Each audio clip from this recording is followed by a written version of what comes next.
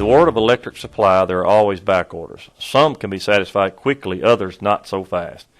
We can see in the order display there are 4 back orders for client items. How do we know this?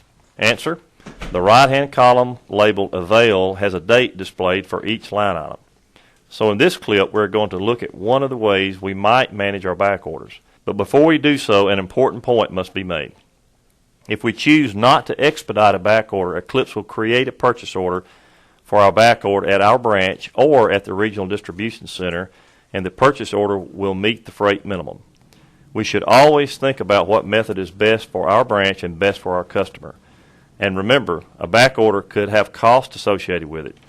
There could be inbound freight. There could be handling costs in our warehouse. There is invariably a cost for delivering the material. Let's quickly enter an item as a back order. Let's ask for 10 of a Q230. We immediately see we are out of stock, but our 2 regional distribution centers have the item available. When we proceed further, we are shown even more branches with available inventory. If we are serviced by an RDC, then the fact we have a back order is recorded, and since we know it has the item available, we will receive the material on the next transfer from the RDC without any intervention from us.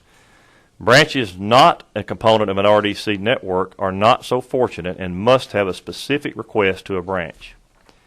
If we are to minimize the dollar spent on freight and handling, we will be asking the branch to ship the material directly to our customer and to invoice our customer once the material is on its way. This is known as ship and bill. Let's try it. Enter 10 of a W39 heater element. While it is available in the 2 RDCs, neither has sufficient available to satisfy our back order of 10. When we escape, we see 2 branches with sufficient available. Escape, enter customer PO number, and escape again to the status screen. We are going to use the detail scheduler.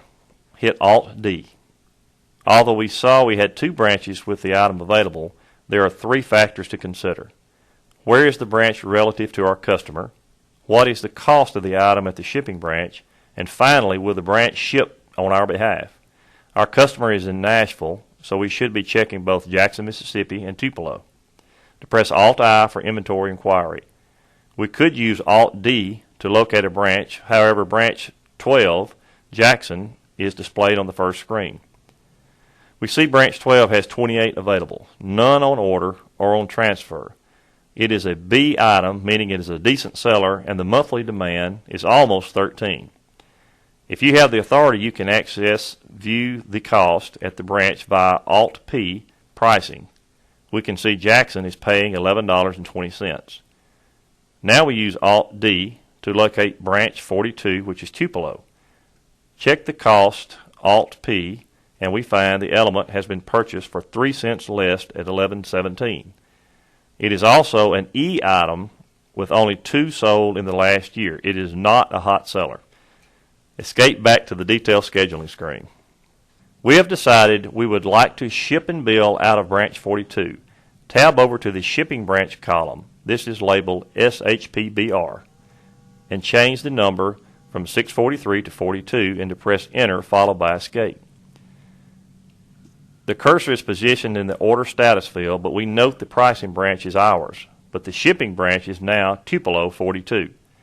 The next steps are important. We must change the order status to ship when available so the Phantom can process the order and either print a pick ticket or send the ticket to the RF gun in the shipping branch. We should also make sure the ship via is correct. Depress F10 for our options. Depress escape and your work is done. The shipping branch will pick the material and bill our customer. Our next clip will show you how to have our vendor ship material directly to our customer.